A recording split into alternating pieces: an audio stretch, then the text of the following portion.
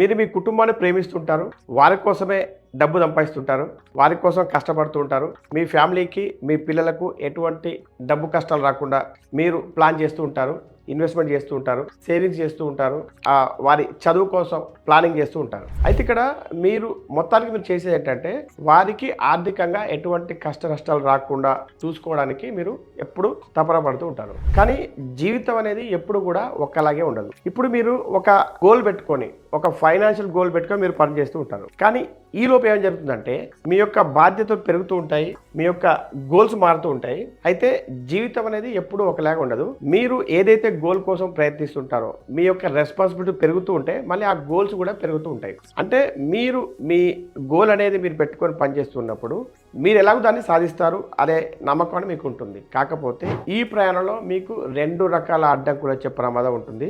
అదేంటో ఒక ఎగ్జాంపుల్ ద్వారా తెలుసుకుందాం. అంకిత్ అనే ఒక వ్యక్తి 28 సంవత్సరాల వ్యక్తి మెట్రో సిటీలో ఉంటాడు. సో ఉద్యోగం మొదలుపెట్టినప్పుడు అతనికి ఖర్చులు అనేవి చాలా తక్కువగా ఉంటాయి, బ్యాచిలర్ కాబట్టి. ఆ తర్వాత పెళ్ళవుతుంది, హోమ్ లోన్ తీసుకుంటాడు. అదేవిధంగా అతని పేరెంట్స్ యొక్క రెస్పాన్సిబిలిటీస్ కూడా అతని మీద ఉంటాయి కాబట్టి అతను వీటన్నిటిని మేనేజ్ చేస్తూ ఉంటాడు. అయితే ఒక్కరోజు అతనికి ఆలోచన ఏం కలిగింది అంటే, ఒకవేళ నాకేమైనా జరిగితే నా కుటుంబం యొక్క పరిస్థితి ఏంటి, నేను తీసుకున్న లోన్స్ పరిస్థితి ఏంటి, నా కుటుంబం యొక్క లైఫ్ స్టైల్ ఏంటి అనేది అనమాట.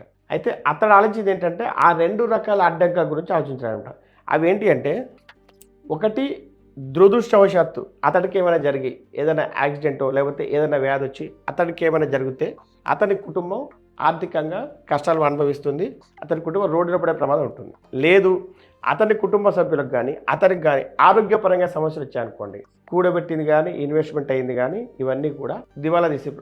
ఇంకొకటి ఏంటంటే అతనికి కానీ అతని కుటుంబ సభ్యులకు కానీ ఆరోగ్యపరంగా సమస్యలు వచ్చినప్పుడు, హాస్పిటల్ బిల్లులు కట్టలేని పరిస్థితి వచ్చినప్పుడు ఆస్తులన్నీ అమ్ముకోవాల్సిన పరిస్థితి వస్తుంది. సో ఈ 2 రకాల అడ్డంకుల్ని అధిగమించాలంటే అతనికి కావాల్సింది ఏంటంటే ఒకటి టర్మ్ ఇన్సూరెన్స్, 2 హెల్త్ ఇన్సూరెన్స్. ఇవి 2 కూడా మీ కుటుంబానికి 2 కవచాలు అనమాట, ఆర్థిక కవచాలు అని మనం చెప్పవచ్చు. టర్మ్ ఇన్సూరెన్స్ గురించి మనం మాట్లాడుకుంటే ఆయన ఏదైతే ఫైనాన్షియల్ గోల్స్ ఉన్నాయో ఆ వ్యక్తి కనుక బ్రతుకుంటే ఆ ఫైనాన్షియల్ గోల్స్ రీచ్ కాగలుగుతాడు. కానీ మధ్యలో అనుకోకుండా ఏదైనా జరిగితే, దురదృష్టవస్థ ఏమైనా జరిగితే వారి కుటుంబం రోడ్డున పడుతుంది అనమాట. సో ఈ టర్మ్ ఇన్సూరెన్స్ అనేది వారికి ఒక ఫైనాన్షియల్ ప్రొటెక్షన్ అందిస్తుంది వారి కుటుంబానికి. సో ఆ పాలసీదారుడికి ఏమైనా జరిగితే నామినీకి పూర్తి మొత్తం చెల్లించబడుతుంది. అంటే టర్మ్ ఇన్సూరెన్స్ కవరేజ్ ఏదైతుందో అది మొత్తం వారి ఫ్యామిలీకి, వారి నామినీకి చెల్లించబడుతుంది.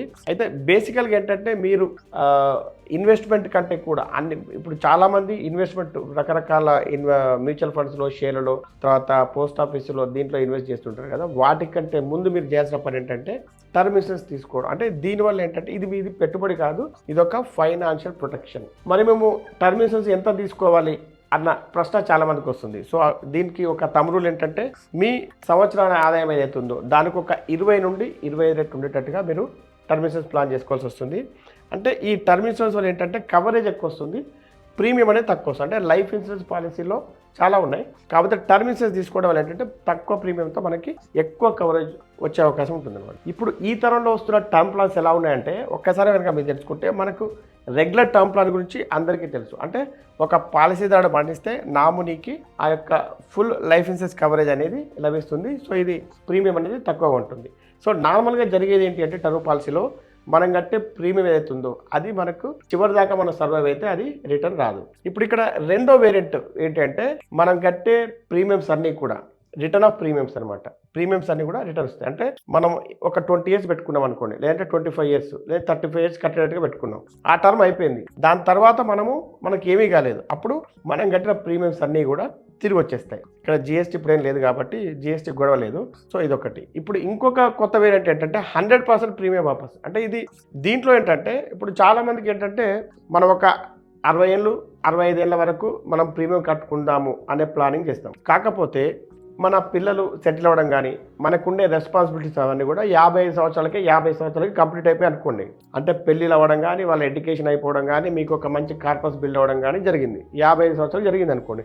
అప్పుడు మీరు కనుక ప్రీమియం కట్టడం ఆపేస్తే, అంటే మధ్యలో ముగించేసినా కూడా మీరు కట్టిన ప్రీమియమ్స్ అని రిటర్న్ వస్తాయి. అంటే మీరు చివరి దాకా కట్టుకున్న మీ ప్రీమియమ్స్ రిటర్న్ వస్తాయి, మీరు మధ్యలో ఆపేసినా కూడా మీరు కట్టిన ప్రీమియమ్స్ అనేవి రిటర్న్ వస్తాయి. ఇది 3వ వేరియంట్ అనమాట. ఇక మనం హెల్త్ ఇన్సూరెన్స్ విషయానికి వస్తే, మనం లేనప్పుడు మన ఫ్యామిలీని కాపాడే టర్మ్ ఇన్సూరెన్స్ అయితే మనం ఉన్నప్పుడు మనల్ని ఫ్యామిలీని కాపాడేది హెల్త్ ఇన్సూరెన్స్ అని చెప్పవచ్చు. ఎందుకంటే ఈ మధ్య వచ్చిన ఒక న్యూస్ ఏంటంటే ఒక వ్యక్తి మ్యూచువల్ ఫండ్స్లో అతనికి ఒక 20 లక్షలు ఉన్నాయి, అతను ఒక 30,000 సేవ్ చేస్తున్నాడు. సడన్గా ఏంటంటే ఒక మెడికల్ ప్రాబ్లం వచ్చింది, మొత్తం అతడి ఇన్వెస్ట్మెంట్స్ అంతా కూడా వాష్ అవుట్ అయిపోయినాయి అనమాట. దాదాపు ఒక 30 లక్షలు ఏమో ఖర్చు అయ్యాయి. అంటే ఆ 20 లక్షలు పోగా ఇంకొక 10 లక్షలు ఎక్స్ట్రా పెట్టుకోవాల్సి వచ్చింది అనమాట. అంటే ఒక్క మెడికల్ బిల్లు వారిని దాదాపు రోడ్డున పడేసినంత పనిచేసింది. సో అందుకని ఏంటంటే మనం ఉండగానే కాపాడేది ఏంటి అంటే హెల్త్ ఇన్సూరెన్స్, మన కుటుంబాన్ని, మనల్ని కూడా. సో ఇక్కడ ఇప్పుడు ఈ మెడికల్ ఇన్ఫ్లేషన్ అనేది అంటే ఈ రోజు ఒక 1,00,000 రూపాయలు అయింది అనుకోండి ఆపరేషన్, నెక్స్ట్ ఇయర్ ఏంటి అంటే దాదాపు 14,000 15,000 పెరుగుతుంది. అంటే ఈ రోజు మెడికల్ ఇన్ఫ్లేషన్ ఎంత అంటే 12 to 15%, అంటే దాదాపు ఒక యావరేజ్గా 14% అనేది ఉందన్నమాట. సో ఇంతకుముందు మనం చెప్పినట్టుగా జస్ట్ ఒక్క హాస్పిటల్ బిల్లు మీరు సంవత్సరాల తరబడి సంపాదించిన మీ ఆస్తిని వాష్అవుట్ చేస్తుంది అనమాట. సో అందుకని మీ సేవింగ్స్ని కాపాడుకోవాలన్నా, మీ గోల్స్ని కాపాడుకోవాలన్నా కూడా మీకు హెల్త్ ఇన్సూరెన్స్ అనేది, హెల్త్ ప్రొటెక్షన్ అనేది మీ ఫ్యామిలీకి ఖచ్చితంగా కావాల్సిందే. సో దీనివల్ల ఏం జరుగుతుంది, ఎమర్జెన్సీ సిచ్యువేషన్లో హాస్పిటల్లో అడ్మిట్ అయ్యామనుకోండి, ట్రీట్మెంట్ క్యాష్లెస్ ట్రీట్మెంట్ జరుగుతుంది. హాస్పిటలైజేషన్, సర్జరీస్, ఐసీయూ ఖర్చుల కవరేజ్, అదేవిధంగా పెరుగుతున్న వైద్య ఖర్చుల నుంచి రక్షణ లభిస్తుంది. ఈ రోజుల్లో హెల్త్ ఇన్సూరెన్స్ అనేది కేవలం మెడికల్ బిల్లులు కట్టడానికి మాత్రమే కాదు, దీంట్లో వచ్చే సౌకర్యాలు కానీ బెనిఫిట్స్ అనేవి చాలా రోజు రోజుకి పెరుగుతున్నాయి అనమాట. ఇప్పుడు ఫర్ ఎగ్జాంపుల్ డయాబెటీస్ ఉన్నా, బీపీ ఉన్నా, ఆస్మా ఉన్నా, అంటే ఆల్రెడీ ఇటువంటి జబ్బులు ఉన్నా కూడా ముందుగానే ఒక్కటో రోజు అంటే డే 1 నుండే కవరేజ్ ఇచ్చే పాలసీలు అందుబాటులో ఉన్నాయి. అదేవిధంగా రూమ్ రెంట్పై ఎటువంటి రిస్ట్రిక్షన్స్ లేకుండా మంచి ప్రొటెక్షన్ ఇచ్చే పాలసీలు ఉన్నాయి. ఇక క్లెయిమ్ సెటిల్మెంట్ కోసం అంటే క్లెయిమ్ సపోర్ట్ కోసం రిలేషన్షిప్ మేనేజర్ కూడా స్పెషల్గా అందుబాటులో ఉంటారు అనమాట. మీకు లైఫ్ ఇన్సూరెన్స్ కవరేజ్, మీ ఫ్యామిలీ మొత్తానికి హెల్త్ ఇన్సూరెన్స్ కవరేజ్ అందించే పాలసీలు తీసుకోవాలంటే సో ఇప్పుడు మీకున్నటువంటి ఒక బెస్ట్ మార్గం ఏంటి అంటే ఆన్లైన్లో తీసుకోవడం. సో ఆన్లైన్లో తీసుకోవడం వల్ల జరిగే లాభాలు ఏంటి అనేది ఒకసారి చూద్దాం. ఇప్పుడు ఆన్లైన్లో తీసుకోవడం వల్ల ఏంటంటే మధ్యలో మీడియేటర్స్ అనేది ఉండరు కాబట్టి 15 to 25% వరకు స్పెషల్ డిస్కౌంట్ వచ్చే అవకాశం ఉంటుంది. అంటే ఇంతవరకు వచ్చే అవకాశం ఉంది. అదేవిధంగా ఏంటంటే మీరు రకరకాల కంపెనీల పాలసీలు, రకరకాల కంపెనీలు, ఆ కంపెనీల యొక్క రకరకాల పాలసీలు మీకు అందుబాటులో ఉండడం వల్ల మీకు నచ్చినటువంటి పెద్ద బ్రాండ్ల నుండి ఫైనాన్షియల్గా స్ట్రాంగ్ ఉన్న కంపెనీస్, క్లెయిమ్ సెటిల్మెంట్ ఎక్కువగా ఉండే కంపెనీల నుంచి మీరు ఎంచుకునే సౌకర్యం అందుబాటులో ఉంటుంది. అదేవిధంగా ఏంటంటే ఇక్కడ ఏజెంట్ల రిస్క్ అనేది ఉండదు. అంటే ఇప్పుడు ఒక్కొక్క కంపెనీకి ఒక్కొక్క ఏజెంట్ ఉంటాడు. సో వారేంటంటే ఒక బయాస్డ్ సలహాలు ఇస్తారు కాబట్టి అటువంటి రిస్క్ అనేది ఉండదు. ఇక ఇందులో ఏంటంటే దీంట్లో అన్ని కంపెనీల పాలసీలు ఉంటాయి కాబట్టి మీకు ట్రాన్స్పరెంట్గా ఉంటుంది. అదేవిధంగా కస్టమర్తో ఏదైతే మాట్లాడతారో ఫోన్లో కానీ డైరెక్ట్గా వచ్చినప్పుడు మాట్లాడే ఇవన్నీ కూడా ఏంటంటే చాలా ట్రాన్స్పరెంట్గా జరుగుతూ ఉంటాయి. ఇందులో ఉండే ఇంకొక సౌలభ్యం ఏంటంటే దాదాపు మీకు టర్మ్ ఇన్సూరెన్స్ కానీ హెల్త్ ఇన్సూరెన్స్ సంబంధించినటువంటి దాదాపు 50కి పైగా ఉండే కంపెనీలను మీరు కంపేర్ చేసుకోవచ్చు. వాటి యొక్క ప్రీమియమ్స్, వాటి యొక్క బెనిఫిట్స్ అని కంపేర్ చేసుకోవచ్చు. దాంట్లో నుండి మీకు నచ్చిన కవరేజ్, మీకు నచ్చిన అమౌంట్, మీకు నచ్చిన రైడర్స్ను మీరు ట్రాన్స్పరెంట్గా మీకై మీరు ఎంచుకోవచ్చు. అదేవిధంగా దీంట్లో డాక్యుమెంటేషన్ ఇదంతా కూడా చాలా ఫాస్ట్గా పేపర్లెస్గా జరిగిపోతూ ఉంటుంది. ఇంకోటి ఏంటంటే టర్మ్ ఇన్సూరెన్స్ పాలసీలు అనేవి దాదాపు 2 కోట్ల రూపాయల నుంచి 20 కోట్ల రూపాయల వరకు ఇందులో అందుబాటులో ఉన్నాయి. ఇక టర్మ్ ఇన్సూరెన్స్ ప్రీమియమ్స్ అయితే నెలకు 400 రూపాయల నుండి 500 రూపాయల వరకు కట్టుకునే పాలసీలు ఉన్నాయి. అలాగే హెల్త్ ఇన్సూరెన్స్ ప్రీమియమ్స్ కూడా నెలకు 400 రూపాయల నుండి 500 రూపాయలతో స్టార్ట్ అయ్యే పాలసీలు కూడా ఇందులో అందుబాటులో ఉన్నాయి. ఇక టర్మ్ ఇన్సూరెన్స్ తీసుకునేటప్పుడు తీసుకోవాల్సిన కొన్ని ముఖ్యమైన రైడర్ల గురించి మీరు తెలుసుకోవాల్సిన అవసరం ఉంటుంది. ఇందులో అతి ముఖ్యమైనది ఏంటంటే యాక్సిడెంటల్ డెత్ బెనిఫిట్. సో చాలామంది ఏమనుకుంటారంటే యాక్సిడెంటల్ డెత్ బెనిఫిట్ లేకపోతే అసలు నార్మల్గానే లైఫ్ ఇన్సూరెన్స్ యాక్సిడెంటల్గా చనిపోతే రాదేమో అనుకుంటుంటారు. అది కాదు.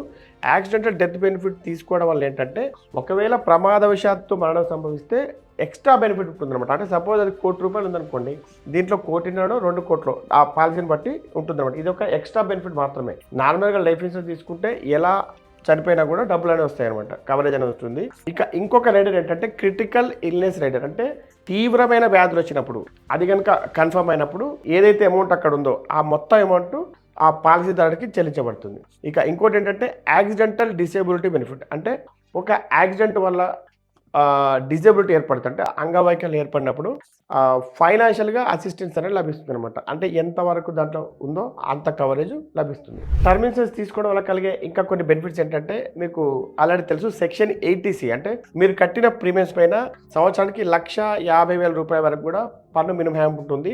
అదేవిధంగా ఇన్సూరెన్స్ యొక్క డబ్బులు ఏవైతే ఇస్తాయో ఆ వ్యక్తికి ఏమైనా జరిగితే సో ఆ అమౌంట్ అంటే పాలసీ చెల్లింపు మొత్తం పైన సెక్షన్ 10(10)(d) ప్రకారం ఎటువంటి ట్యాక్స్ అనేది ఉండదు. ఇక ఈ టర్మ్ ఇన్సూరెన్స్ ప్రీమియమ్స్ అనేవి మీ ఏజ్ పెరుగుతూ ఉంటే ప్రీమియం కూడా పెరుగుతూ ఉంటుంది. బట్ మీరు ఒక్కసారి కనుక తీసుకున్నారనుకోండి, అదే ప్రీమియం మళ్ళీ ఫిక్స్డ్ ఉంటుంది. అంటే 20 సంవత్సరాల వయసులో తీసుకున్నది వేరుంటుంది. 20 సంవత్సరాల వ్యక్తి కంటే 30 సంవత్సరాల వ్యక్తి యొక్క ప్రీమియం ఎక్కువగా ఉంటుంది. బట్ 20 సంవత్సరాల వ్యక్తి తీసుకున్న ప్రీమియం అవుతుందో అది లైఫ్ లాంగ్, అంటే అతను 60 సంవత్సరాలు కావచ్చు, లేదంటే 80 సంవత్సరాల వరకు కూడా అదే ప్రీమియం కట్టుకోవాల్సి ఉంటుంది. అంటే మీరు ఎంత చిన్న వయసులో కొంటే మీ ప్రీమియం అంత తక్కువగా ఉంటుంది అనమాట. అదేవిధంగా ఇక కవరేజ్ అనేది 60 years వరకు పెట్టుకోవచ్చు. కొంతమంది 80 years వరకు కూడా పెట్టుకునే సౌకర్యం ఇందులో అందుబాటులో ఉంది. సో చివరిగా చెప్పాలంటే ఇన్సూరెన్స్ అనేది మీరు భయంతో తీసుకునేది కాదు, మీరు ఒక బాధ్యతతో తీసుకునేది, మీరు ముందు చూపితే తీసుకునేది. అంటే మీ కుటుంబం యొక్క భవిష్యత్ అనేది కాపాడడం అనేది జస్ట్ ఒక చిన్న అడుగు దూరంలో ఉంది. అదేంటి అంటే మీరు టర్మ్ ఇన్సూరెన్స్ కానీ హెల్త్ ఇన్సూరెన్స్ కానీ ఆన్లైన్లో తీసుకోవాలనుకుంటే మన వీడియో కింద డిస్క్రిప్షన్లో ఇంకా పిన్నుడ్ కామెంట్స్ వచ్చిన లింక్ను క్లిక్ చేసి మీకు సరిపోయే పాలసీని ఈ రోజే ఇప్పుడే పొందవచ్చు.